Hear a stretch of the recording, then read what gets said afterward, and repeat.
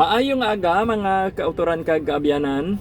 Ini si brother ninyo nar Madira Aguilar. Kag sinikid nga takna alas 10:30 hasta alas 11:30 sa aga.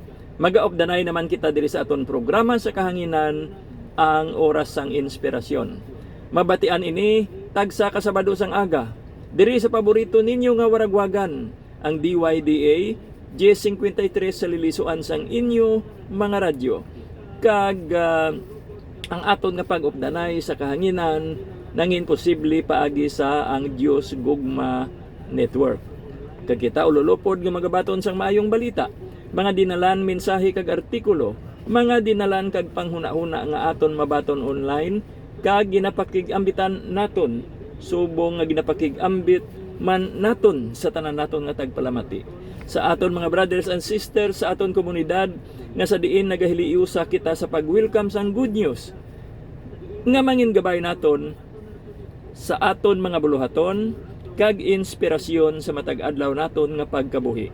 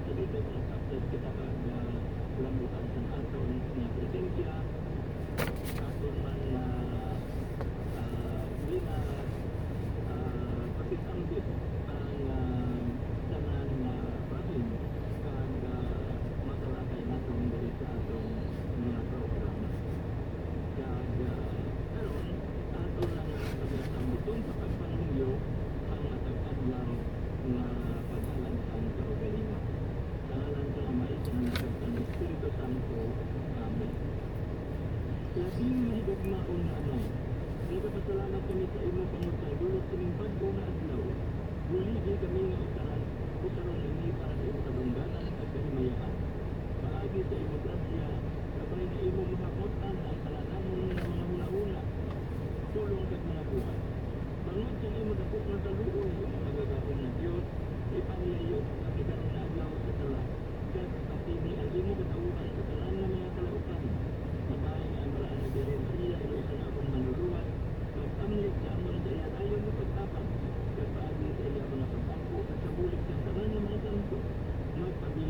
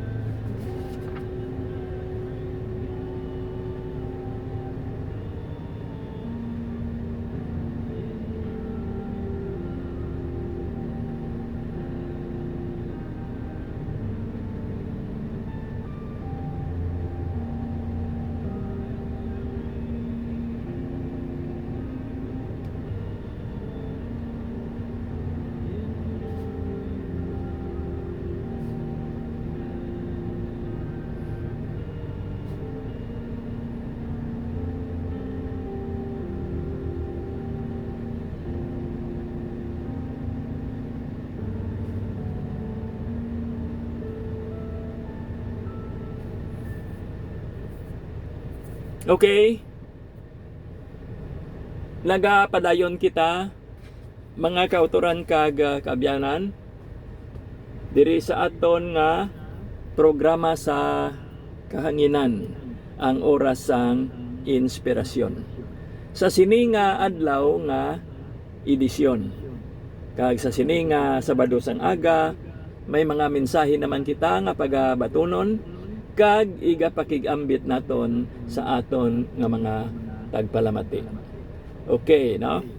Ang una diri nga mensahe aton ining iga-share sa aton nga tagpalamati, kag ini nagikan kay Pope Leo XIV mismo. Kay siya may account online nga ginasunod man naton. Yara may account siya sa Twitter nga amo ang Pontifex, kag ginasunod naton ini paagi sa aton Twitter account man o kun account sa X nga amo ang NRC is Inspirational. Ang iban karon pagabatunon naton paagi sa aton man nga pages sa Facebook, sa aton presensya sa Google, kag sa iban pa nga mga palaagyan online. Ang siling diri sang aton nga Santo Papa, ang kamatuoran, ang paghiliusa kag ang gugma, amo ini ang Agustinian spirit nga inapabutyag sang aton balaan nga amay. Okay, masunod diri gikan sa mga sumulunod ni Pope Francis nga aton sadto nga Santo Papa, ang kakulang sang karidad amo ini ang kausa kun nga wala kita sing nabatyagan nga kalipay. Kay ang gugma lamang ang amo ang makahatag sang satisfaksyon sa tawhanon nga tagipusoon. Ang masunod, ang gikan sa mga sumulunod ni Pope Benedict XVI nga aton sadto nga Pope Emeritus, hindi pagkahadluki ang kalinong.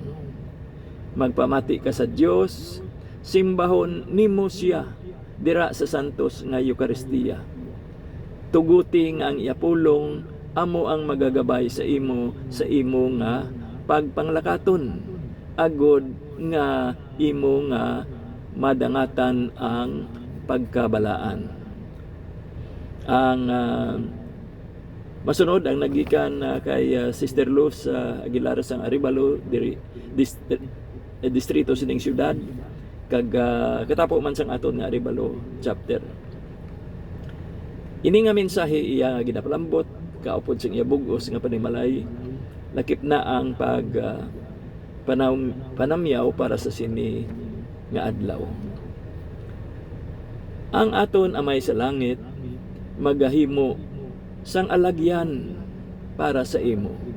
Nahimo na niya ini kag pagahimuon pagid niya ini. Kag sa aton man nga pag share pagid sang isa ka dinalan nga nabasa naton sa Biblia, ang mensahe nagasiling maghatag kita sang pagpasalamat sa aton Ginoong Dios. Kay siya maayo, ang iya mapag-on nga gugma nagapabilin sa walay katubtuban. Sa kaangtanan sini, basahon man naton ang yara na pahamtang sa nahauna nga kronika kapitulo 16 bersikulo 34. Dugang pagid nga mga mensahe gikan sa mga kaabyanan naton nga yara man ang ilang presensya sa Twitter. Siling sang isa diri naton ka ginasunod man online,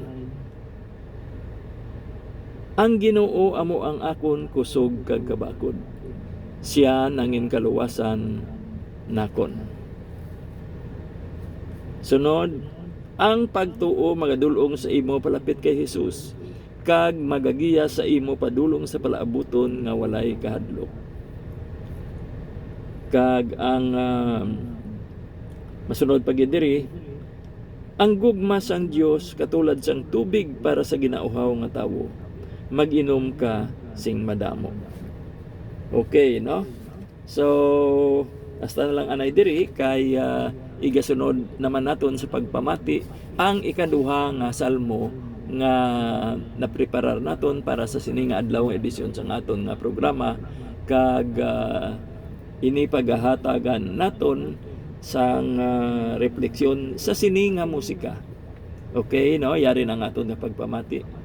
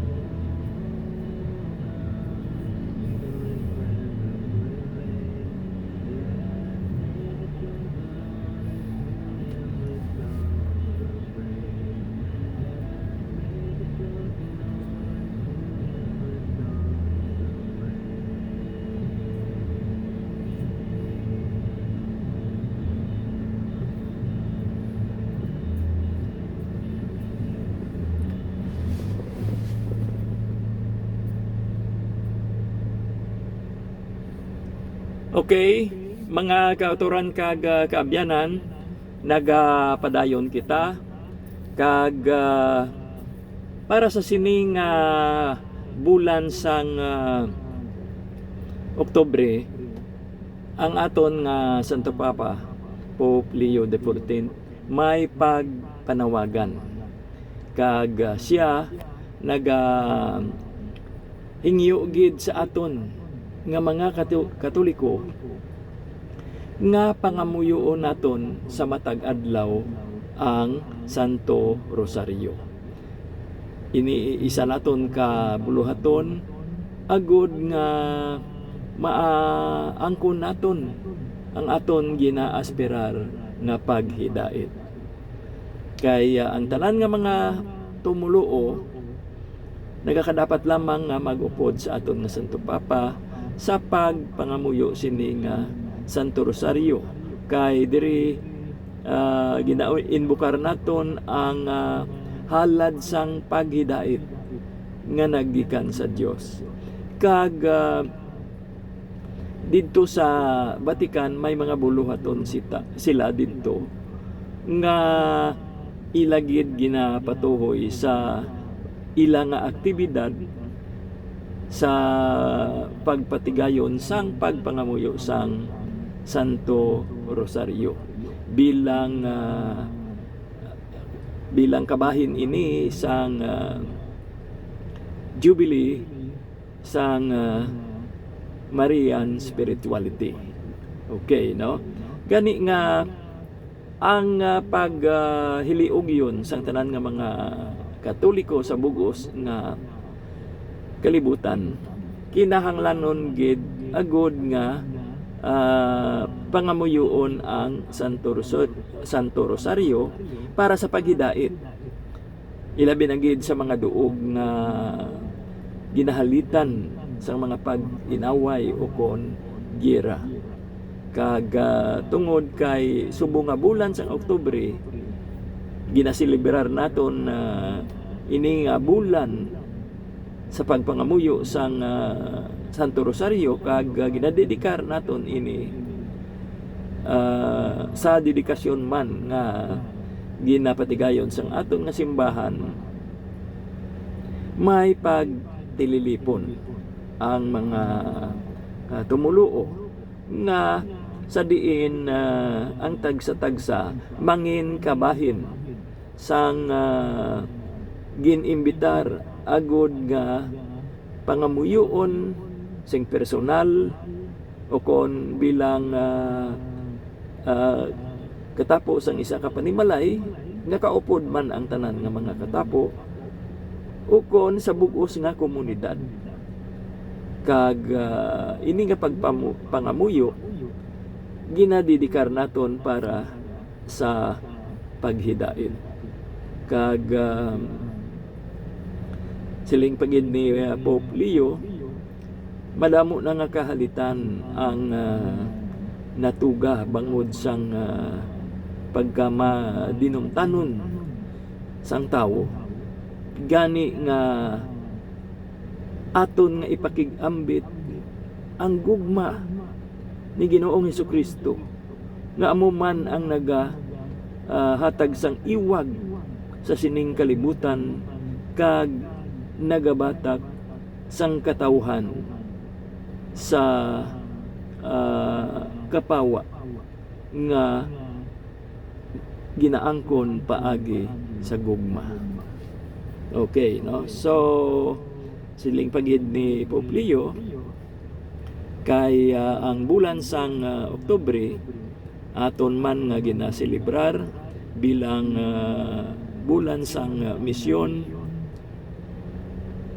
Magtukod kita sang isa ka simbahan nga suno sa kapawa kag kabakod sang Espiritu Santo, nga sa diin ini dapat napundar sa gugma sang Dios nga naghatag sa aton sang aton nga ginalantaw nga paghiliusa. Kay ang aton nga simbahan isa ka misyonaryo kag nagabukas ini sang iya mga kamot sa bugos nga kalibutan. Nagaproklamar sang pulong kag nagapakita nga kabahin ini sang kasaysayan kag panrabaho gid para sa paglambot sang harmonia nga kinahanglanon sang bugos nga katawhan. Amen. Okay, no? So, padayon pagid kita kag aton man nga ginahatagan sang pagtalupaangod ang mensahe sang tradisyonal nga pagpungpong sang aton nga mga katapo sang simbahan para sa maayong buhat.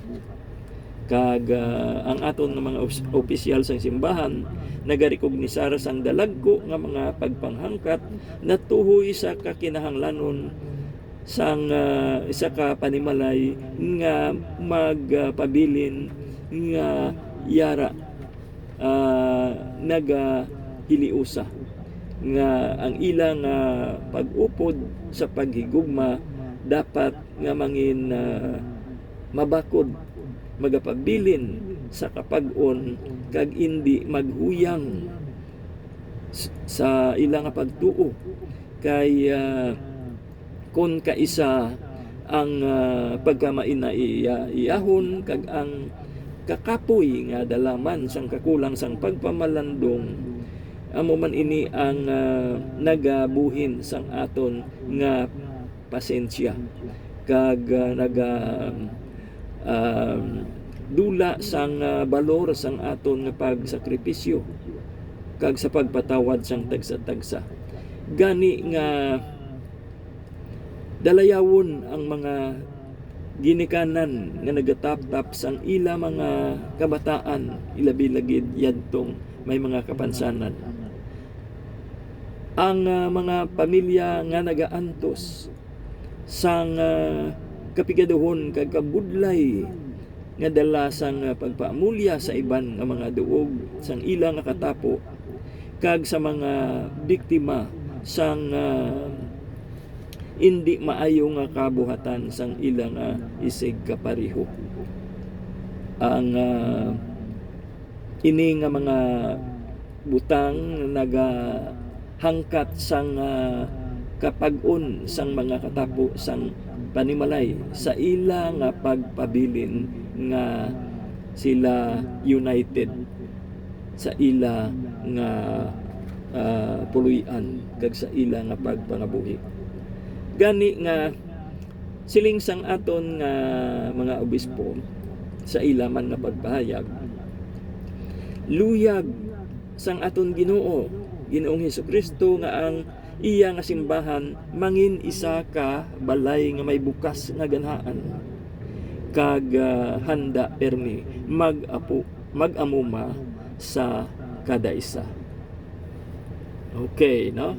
So dugang ato nga pagbato naton sang mensahe kag pagpahanumdom.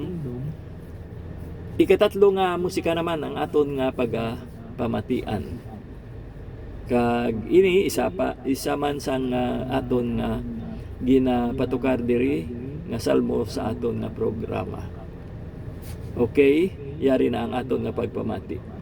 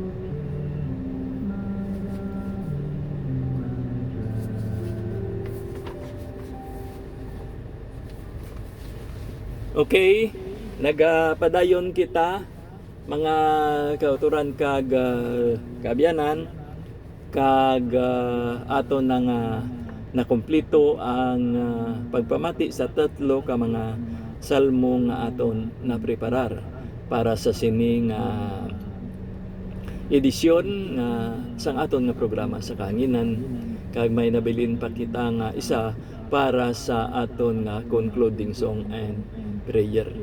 Ang una naton nga na pamatian amo ang Salmo 69, ginsundan sang Salmo 95, kag ang bag-ulang naton na pamatian ang Salmo 91. Okay, no? Sa aton nga pagpadayon may isa ka pamangkot na aton man mabasahan dira sa libro ni San Mateo sa kapitulo 19 versikulo 16. Ang pamangkot ini nga patuhoy sang isa ka huben nga tawo sa dira sa ebanghelyo nga kung ano bala ang iya nga sarang mahimo agod nga iya mapanubli ang eternal nga kabuhi. Kag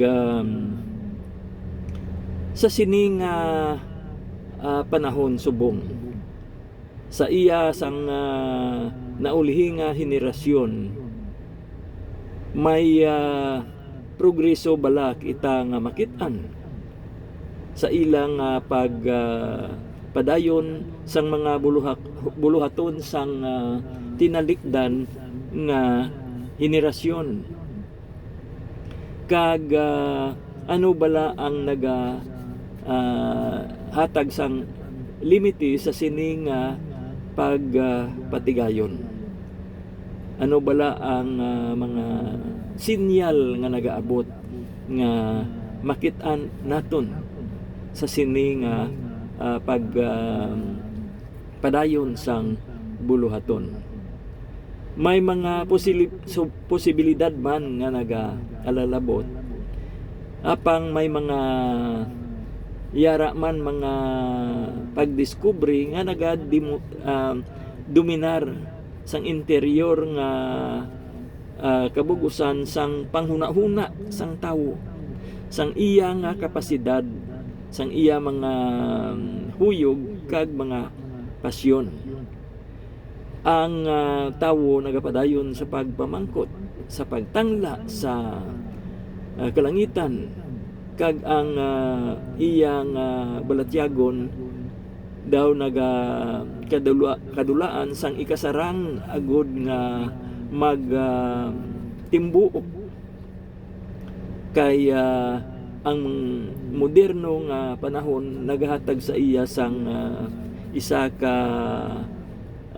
paglimiti sang iya nga panumduman, kag ayhan siya duha-duha sa kamatuuran. Kag ano bala ang ginapatuhuyan sang tuman nga pagpanumdum sang katawhan sa sining panahon. Siling ni Pope Saint John Paul II, may wala nalimitahan kita nga progreso sing paglaom. Apang ang ini nga paglaom daw kaangkon sing kabudlayan kung ang tawo pahamtang sini sa iya mismo kaugalingon lamang nga ikasarang. Kag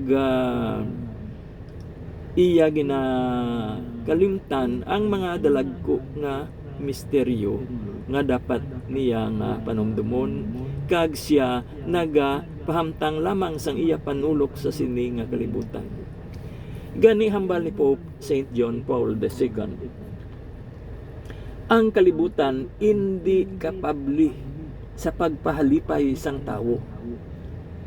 Hindi ini kapabli sa pagpaiway sang mga kalautan kag tanan nga porma sang mga halit sang mga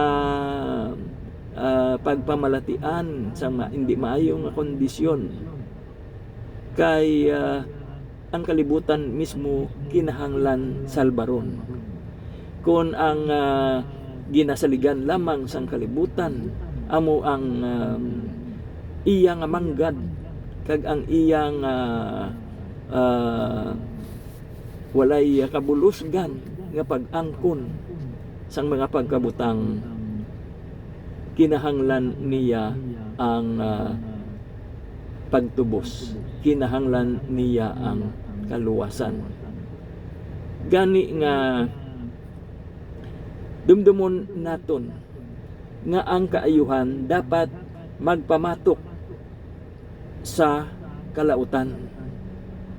Dapat ang kapawa magpamatok sa kadulom kag dapat awayon sang gugma ang hindi maayo nga mga balatyagon.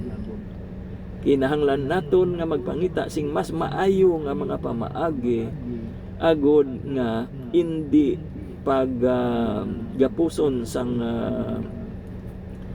kalautan ang aton nga panghuna-huna. May isa man kita kapag basa sang isa man kadinalan nga siling nga ang tagsa ka henerasyon maluyag magpanumdom nga ini mas maayo sang ginbuslan niya, nga ini mas maalam sang sagin salilihan niya. Apang kung kaisa, kung amo ini ang aton nga saligan, kapaslawan lamang ang aton nga makit-an. Kaya sa pihak sang aton nga mga paghandom nga ang kunon ang ginaasperar naton, wala sing garantiya nga mangin aton ina. Kag kung mapaslawan kita sa aton mga tinutuyo, ang kaluyahon lamang ang mahatag sina sa aton. Amo gani nga despair sa aton nga mga naulihing henerasyon hatag sing matunog nga kahulugan kay kita lantaw sang mas mataas nga paghandom nga sa diin mabudlayan kita sa paglambot kung wala man lang kita sing ikasarang agod na aton lambuton ina. Dumdumon naton ang ginhambal ni San Agustin. Siling niya, ang aton mga tagipusoon wala sing kapahuwayan kung hindi ini magpahuway sa Ginoo. So sa sini nga mensahe, dumdumon naton nga may alagyan kita nga makit-an. Bisan pa nga ginakapoy ang aton nga mga balatyagon, apang bangod nga may yara kita nga manunubos, may yara kita nga gamhanan nga manugbulong, siya ang aton nga saligan. Ang aton Ginoong Jesucristo amo ang makapaayo kag makapatawhay sang aton ginalisdan nga mga balatyagon.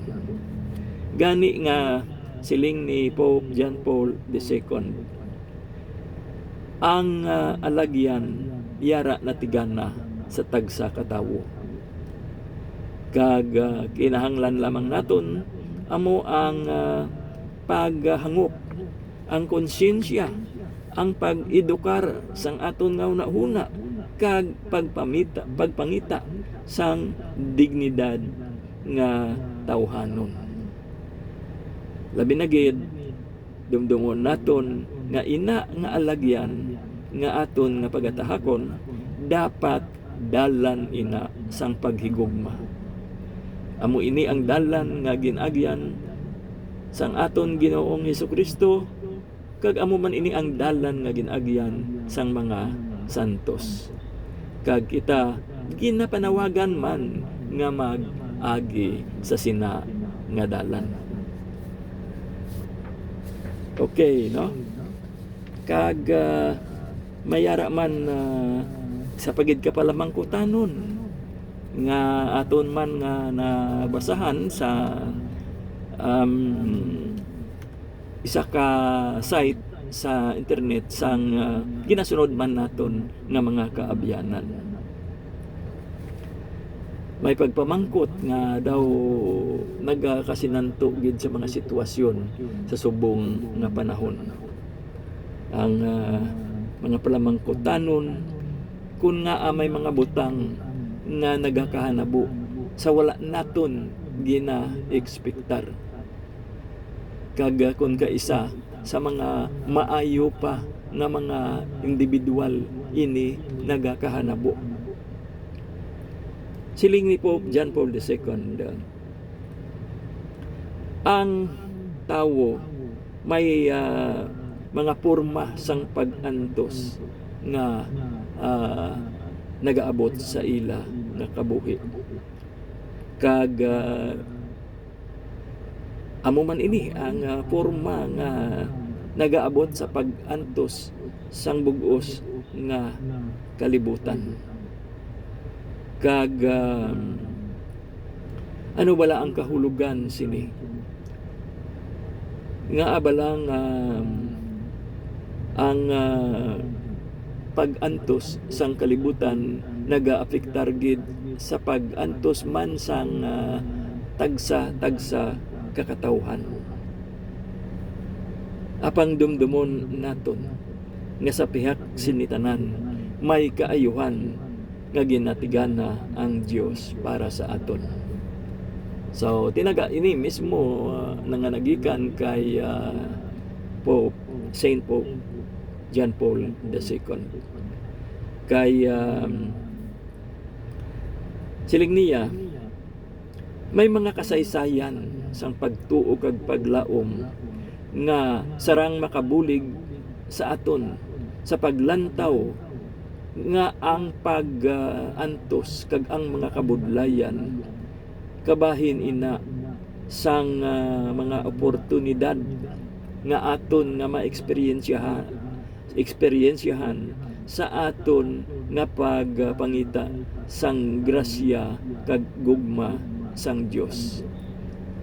Kag ipokus lamang naton ang aton pananawan kay Ginoong Hesukristo nga sa diin siya nag-eksperyensya sang dalagko nga mga kasakit kag mga pag-antos sa iya mismo kaugalingon. Kag dumdumon naton nga kung nag-antos ang aton Ginoo, ang pag-antos duna man ina sa aton. May indi matungkad nga misteryo sang Dios nga sa diin ang pag-antos nagaabot sa katawhan. Apang sa pihak sang aton nga pagpangita sang mga sabat sa mga palamangkotanon bahin diri, ang isa ka dapat gid naton nga hindi pagkalimtan amo ang aton nga kaluwasan.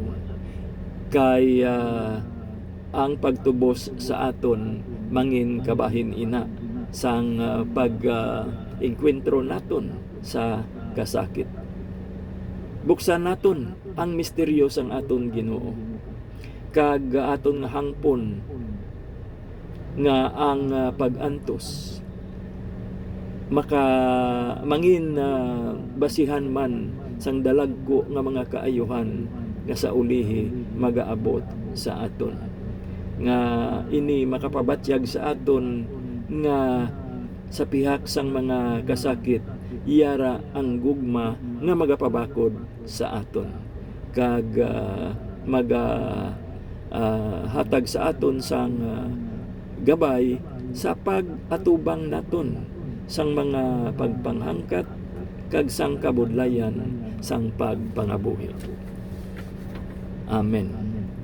Okay, mga kauturan kag kaabyanan, nagaamat-amat na diutay ang aton nga panahon agod nga makapadayon.